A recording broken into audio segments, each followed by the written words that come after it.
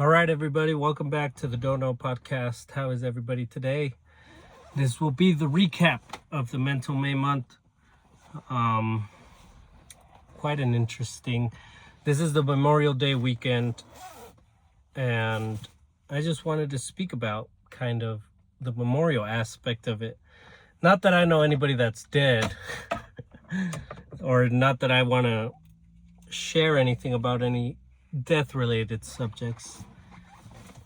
More such, I want to memorialize the fact that we as individuals have grown past whoever we were, right? Or at least that's the idea of the Mental May month, to not only express what we're feeling, but to also realize that we've somehow managed to push past that. And whether it's the fact that you have pushed yourself to do something different, or maybe even cut off certain parts of your life, that's up to you to really reevaluate. And I guess for me, the memorial part is I have got to get through my head the fact that many people that have come across me, or maybe many people that I've came across, have not only impacted me, but have also almost left an imprint on what to do and what not to do. And what I mean by that is sometimes I catch myself thinking way too much, right? As many of us do, we often think too much. But I specifically tend to think too much about maybe what could have been, and beyond that, not only what could have been, but also what I should have done. That's what I tend to think about a lot often. And what I want to memorialize is that person is no longer attached to me. That person who wishes could have been is now here living what is. And so that being said, I really have to almost flip the narrative into my favor of what does it take for me to push beyond this feeling of inadequacy, this feeling of maybe, what's the word? I feel sometimes I provide no value to others, in the sense that I almost have a hard time putting it into words, because my brain just goes collateral, right? My brain suddenly takes this big impact as to, boom, you're here in this life right now. But back then, 3 years ago, 4 years ago, 5 years ago, I never took the time to evaluate that, right? And so now I'm stuck, or now I'm here, living in the consequences of that, or living in the action that partake.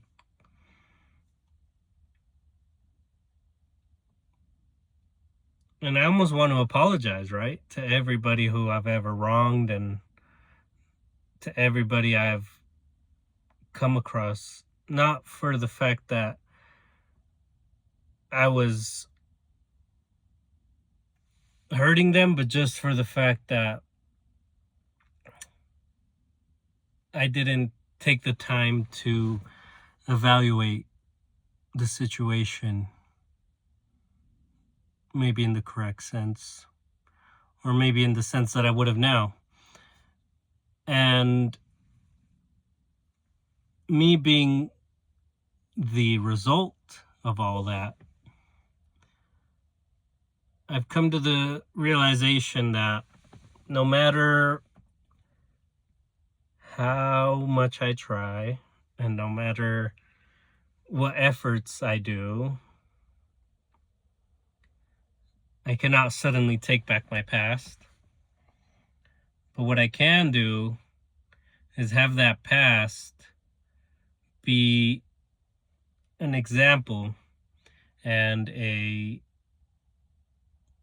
almost guide to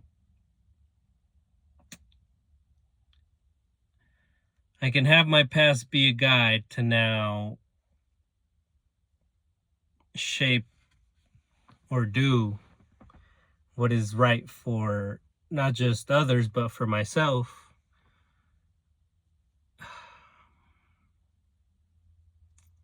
And there could be a list of names that I could name off, right? But that list is also a stack of events that have led me to be me. And I say this not to point out anybody. Sometimes I look back in my head and I often wonder what conversations would lead or what conversations would happen if I could still speak to some people that I quote unquote wronged, or I have a hard time grasping the fact that we even surrounded each other with, you know?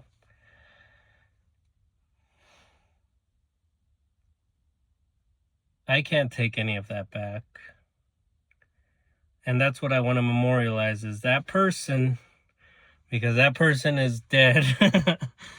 That person who I thought I was, or that person who was just being, right? Louis 4 years ago, 5 years ago, never was living in the moment.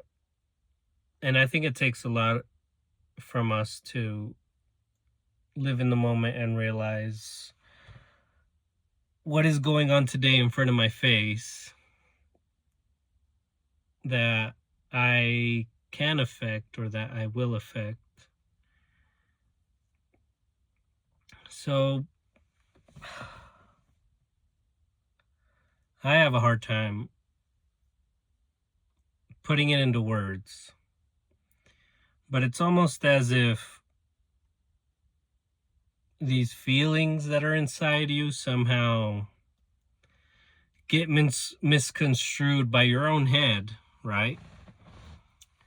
To somehow make you out to be the villain, or somehow make you out to not feel bad, I guess, but almost paint you, or these feelings that you have no control over somehow take control of you. And so that's where I'm at, is the memorialization of Louis back then, you know. And I'm not saying that today at 23 years old I have all the answers for myself, but I do have an answer to the person I was back then, and that was just simply being too young to know what I was missing out on, being too young to know exactly the collateral damage caused by my instability and lack of effort. And that goes towards people, that goes towards things, that goes towards events.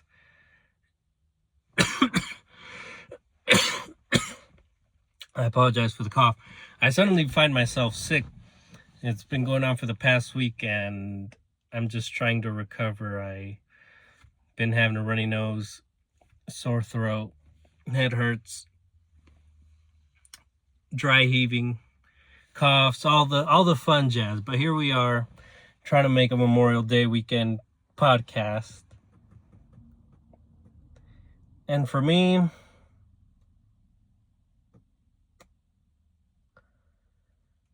not only have words affected me from others, it's the lack of courtesy from others. And that's not to say I deserve any of it, and that's not to say I need any of it. It's just me being the person I am today realizes the wrongs that have occurred from, like I said, my lack of action and my inattentiveness. I would just like to memorialize the fact that we've outgrown certain parts of ourselves, and we've somehow came out on the other side of that. The other side being alive here today, right now, listening to this Don't Know podcast.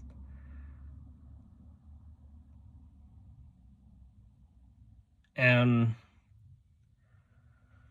I see many individuals, and I've come across many individuals who are just so hurt by daily things. And I'd like to set an example of not my parents, but my family relatives, aunts, uncles. Most of them have this vision of me. If I'll give you guys some backstory, I'm not a big family man per se.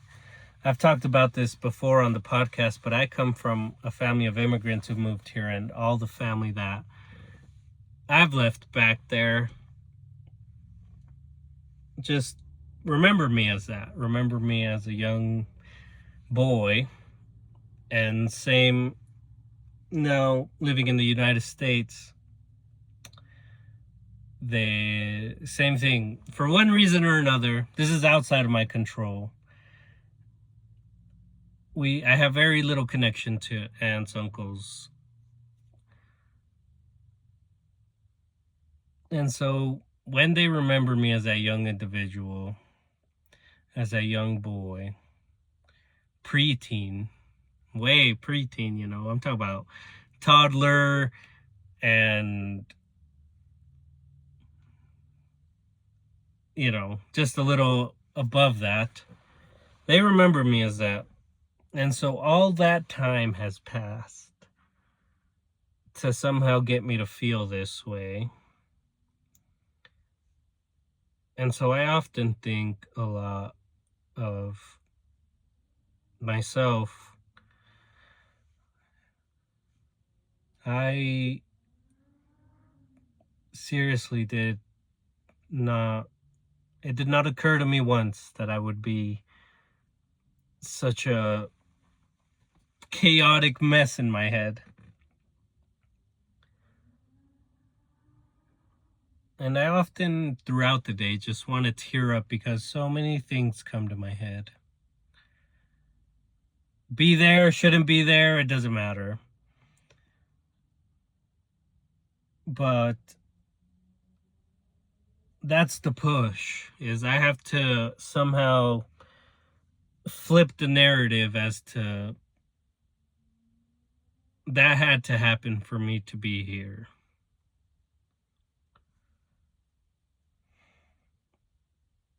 I can wish so many things, right? So many things to happen. But wishing doesn't really correlate to daily life unless pushed to action. And so, as an individual like yourself or like me, is what can we do? Is how bad do you want that wish to come true? In terms of others, and I'm only speaking of others just because it's the Mental May month and we're memorializing the past versions of ourselves. And the past version of myself thought everybody was going to be surrounded by my arms, at arm's length, and kept around as my family and such, and kept around at least as a voice to be heard persistently, not even daily, but just around me. And I have a hard time even grasping somebody at this point and just saying, hey, I'd like to speak to you about a couple things. And it doesn't really break me, but it does somehow shape what I'm trying to do, in the sense that I find myself often very alone. As you can see, late at night, Memorial Day, smile on my face, nobody here, nobody back there.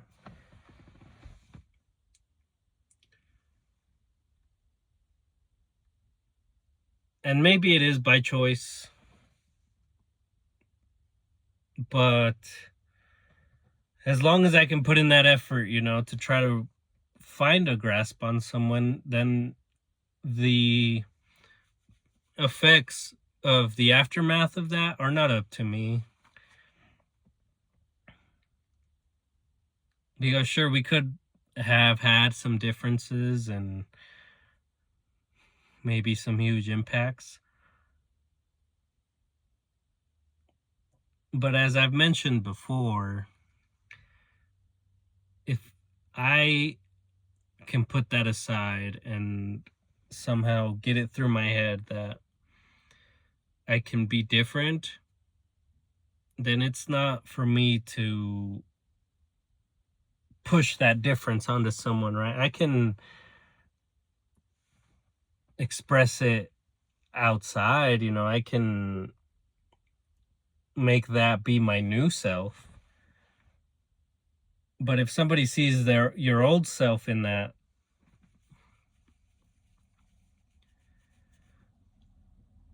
then it really shouldn't matter to you. It really shouldn't. You really shouldn't break yourself over it, which I often do, guys. I really do often, like I said, almost want to bawl my eyes out every day thinking about what was caused by me and how different it could have been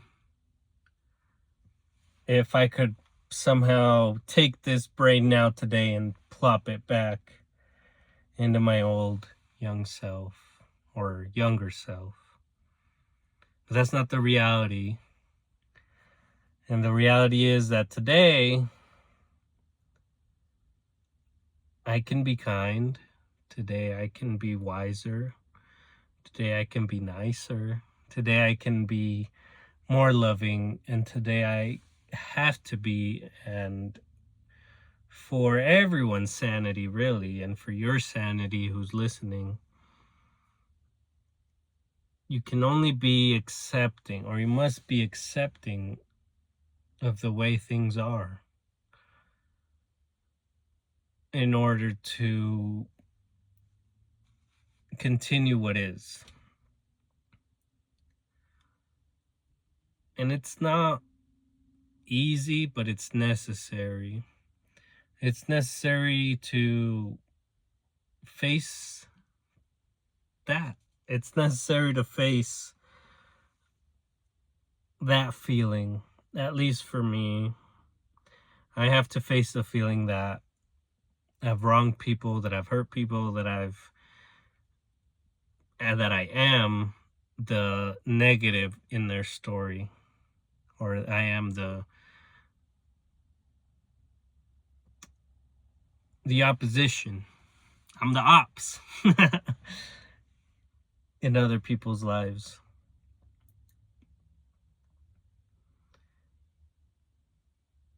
But in order for you to be accepting of the way things are,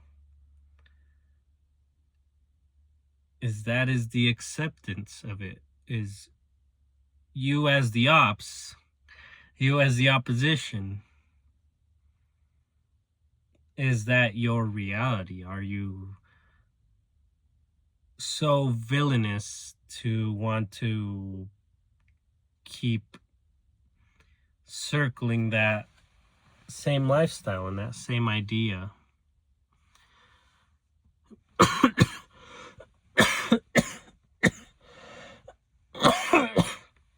I apologize again.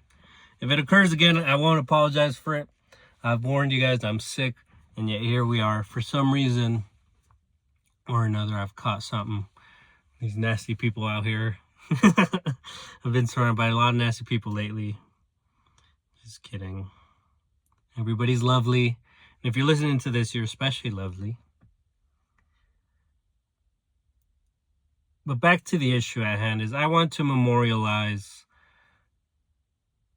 the old way of thinking. And the old way of thinking is really not thinking. Just taking actions as they are and letting them crash in your head. Now they crash in my head because they're a thought that comes throughout the day. Not so much that I live it.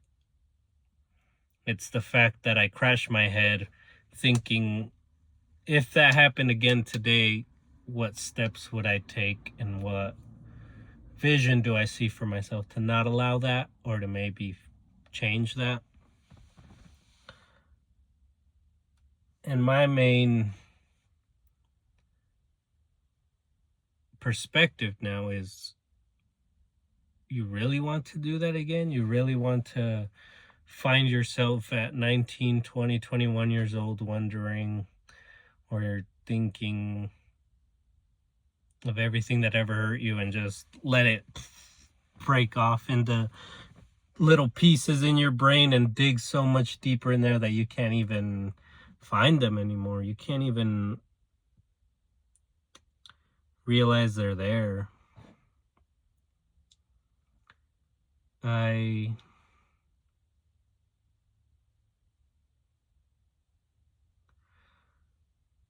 don't think I'm the best at relationships. I often tend to break it off really easily. To, for some reason or another, almost, I don't even know how to describe it, because in my head it's just, I feel I'm no good for you. So what's the point of allowing me or allowing this to continue any further if I know the ending is just me hurting you? Because it's happened before, guys. It's I'm talking to you guys now. I'm not the best at relationships.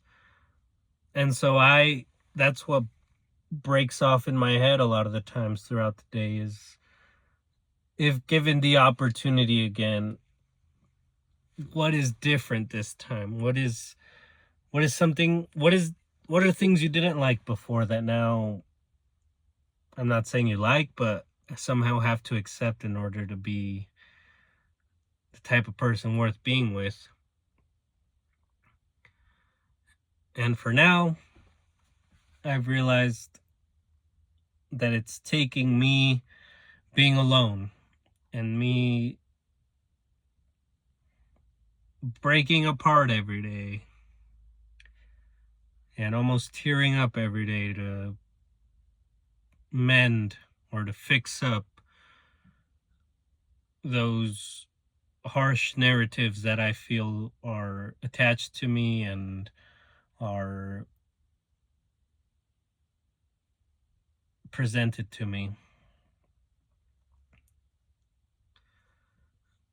I have to almost go back to that way of thinking and almost go back to that exact moment in time in my head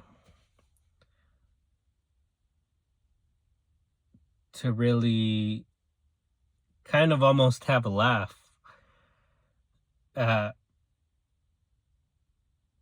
the idea of naivety. And a lot of it stems from not knowing, a lot of it stems from being a unique experience at that exact point in time.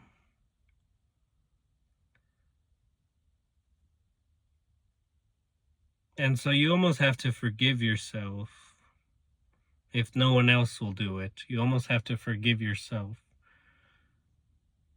to push beyond it. And not only push beyond it, but to somehow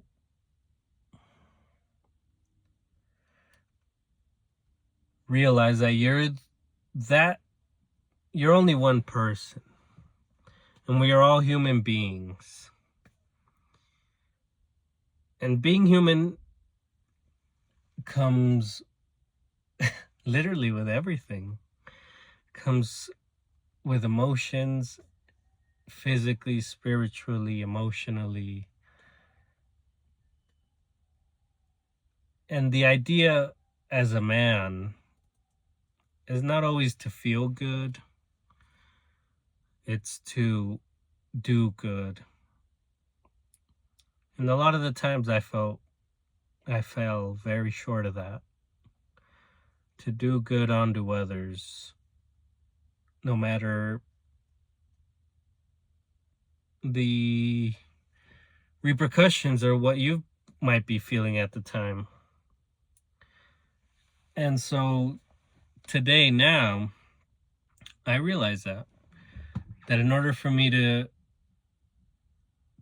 prove that side of myself false, or to now be living in the experience of the aftermath of it, it's like, did you learn something or did you stay the same?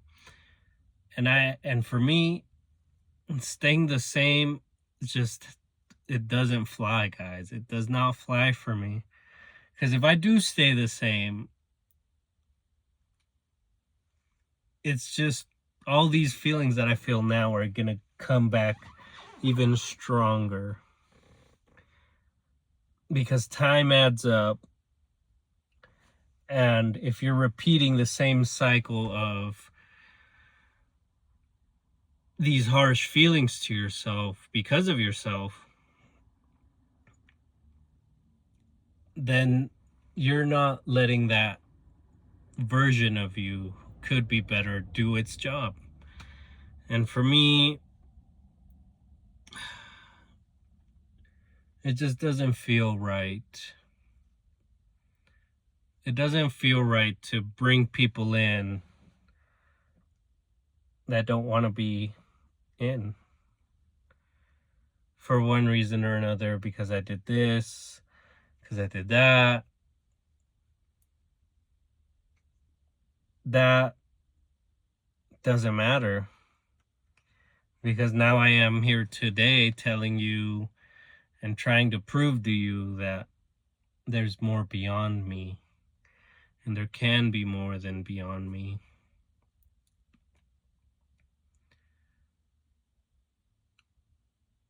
I guess the feelings I share towards myself aren't for everybody to agree with, but I would like to demonstrate to everybody and to myself that these feelings have value, and these feelings have so much value that they're meant to be expressed outwards. So now, day to day, I really do try to hear somebody out as to whatever they have to say. I've realized that my stories and my virtues and my shortcomings and all the experiences I've had with my life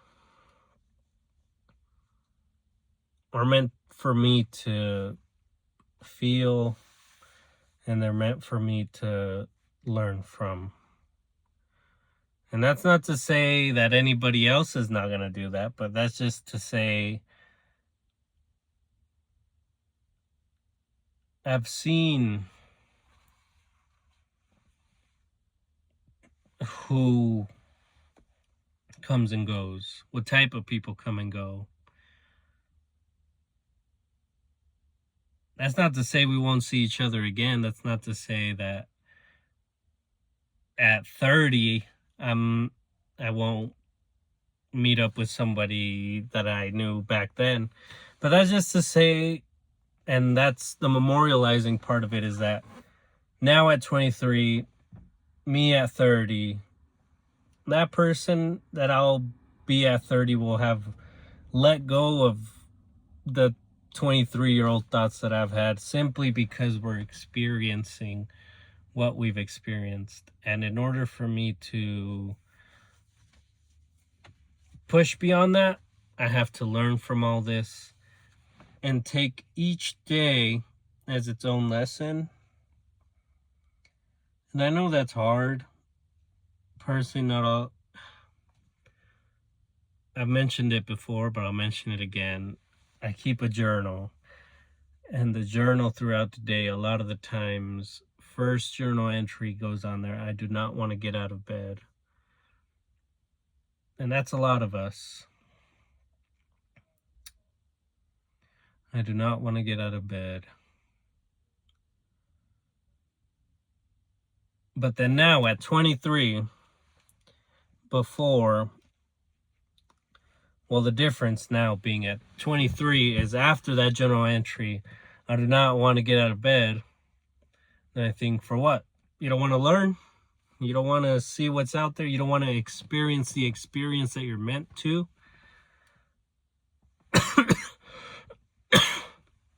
And then I think, you know what? You're right. The only person who won't be able to see the things I'm meant to see is me. So if I stay here in this bed, that's exactly that feeling, is I don't want to get out of bed. But I'm not saying every day is going to be all sunshines and rainbows. I don't feel that at all. If anything, most days are not that. But every day is shaping you. Every day is shaping me. I don't often like myself when I say I don't want to get out of bed today, because I'm only limiting the experience. We only have so many days, right? At this point, I've had a couple friends pass away, at least people that I've known pass away.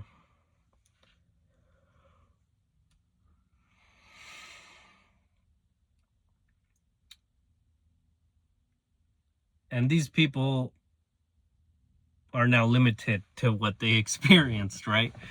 Who knows where they are now? Who knows what things they could be thinking about now? But I can only think of them so far, therefore they only stopped that far by nature's means, by death's occurrence. And I realized that I have 2 arms, 2 hands. I'm not disabled in any kind of way. I'm not struggling to breathe. We're all blessed if you don't have any of those problems. And so what's left is just the constant blaring in your head of, don't get out of bed, right? I don't want to get out of bed. But in order to experience things and in order to really learn, we must get out of bed. We must put one foot in front of the other and almost kind of take away all the distractions. And lately what I've been doing, and I don't know if this is a form of meditation or what you want to call it, but your brain knows exactly what you need. Your brain knows what it's going to take. And yet your brain still tries to tell you, you know what, let's not do that. You know what, we're good. We're going to die. Right? That's the thought. I actually know someone who has that exact same thought. Is, nah, why? We're all going to die.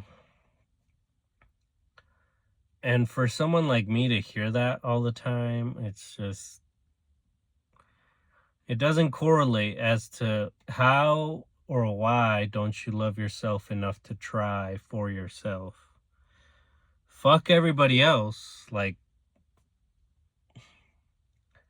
what's stopping you from being proud of yourself, from shutting those almost demons in your head, or the fucking loud voice in your head? What is stopping you from shutting that off or shutting it up, other than the fact that you've almost are stagnant? You find comfort in the idea of doing nothing. And that's what I want to memorialize, is that's long gone. Doing nothing creates nothing. Doing nothing does nothing. But doing something, now that's a whole other can of worms, because doing something, I see it now. I try to talk to people that are, or that I feel I've wronged, and have now come to the conclusion of, you know what, I haven't had a proper conclusion to that in my head. I don't want a proper conclusion, or either I haven't had a proper conclusion. And had I done nothing, it's no conclusion at all. It's just that, nothing. And me trying to close or come to a conclusion in this chapter, and the conclusion doesn't necessarily mean it ends. That's just for whoever you're doing this to, or whoever that conclusion is based off of, to decide of, what the fuck, I don't want to talk to you, then sure, it kills, but that's it right there. Is, I did something enough to want to try, and yet this is the outcome of it. That's the trying, is now I got this new pain, now I got this new hurt. So let me live with it. Let me somehow embrace it, hold it onto myself closely, and say, I'm still a person worth being and worth doing things for myself. And so if we ought to memorialize anything today, is the old mental blabber. We ought to memorialize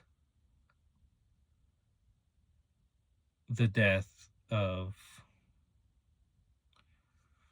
what we thought was right at the time, and now in foresight just honestly left us in such a limbo that we got to create podcasts about it, which to me is fine. You know, I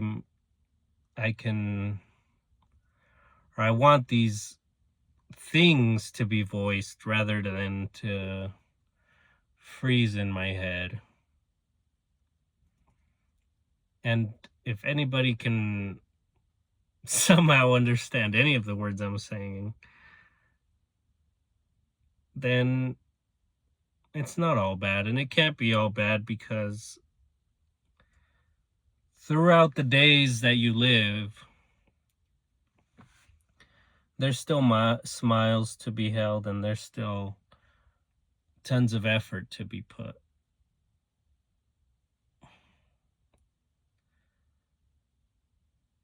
And that's effort coming from you.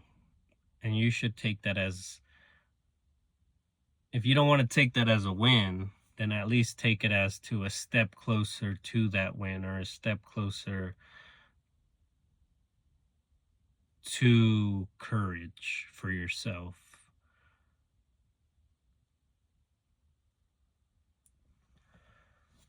I often, or now whenever I do go back to these events that cause so much havoc in my head, I try my best to somehow take it as a win. But beyond take it as a win, I really do try to figure out, had that not happened, what the fuck would have happened? What the fuck? Who the fuck would I be if not the person I am now? And the person I am now must allow myself to feel in order to understand what it is I could be doing, or what it is I should be doing. And this is the meditation part of it that I was talking about, is your brain knows what to do. So if you cut off all the distractions and just kind of, not even in your bed, but just throughout the day, think, what can I do to shut up this thing in my head? That could be cleaning your house. That could be fucking walking. That could be reading. That could be anything. Your brain will tell you. And you know what's bullshit. You know what's bullshit to be like, what can I be doing? And it's like, just watch TV. Just eat this. You know what's bullshit. You know what's bad for you. Your brain will somehow guide you to what you could be doing. And it's you to take that step of courage for yourself.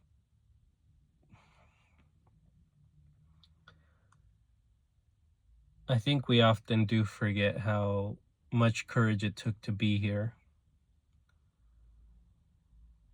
In relationships after they've left, or after it was over,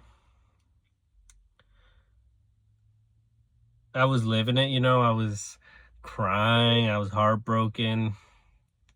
What everyone goes through when depressed, what everyone goes through when sad.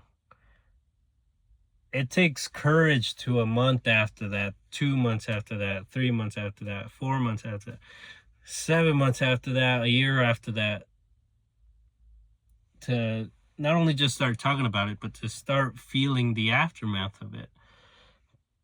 It's like, oh, fuck, you could say I'm all alone, but what is it that's alone? Is it the old self that's alone, or is it the new self that's alone? Because the new self is just the after effects of that. It's in a relationship, you're not alone, so why feel alone afterwards? Sure, you don't have that person, but you've had that person, and now you're after that person. I just have many troubles in my head that go on throughout the day, and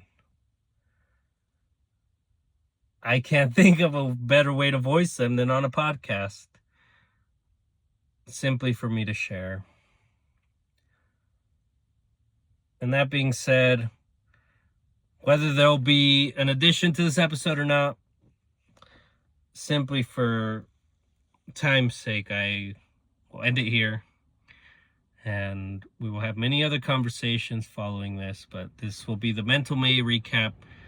If you want, check out the merch, donomerch.bigcartel.com. It's all there. Check out the socials, Instagram, Spotify, Castbox, Facebook page, all that good stuff. you guys know how to find me. And I appreciate you guys so much for listening. I hope every word or any of my words made sense to you. And if they connected deep, then just know I am feeling this and somehow still strive to put that behind me and face forward for me, as you should for you. But I'd like to thank everybody again for listening, and we'll see you next time. Bye, everybody.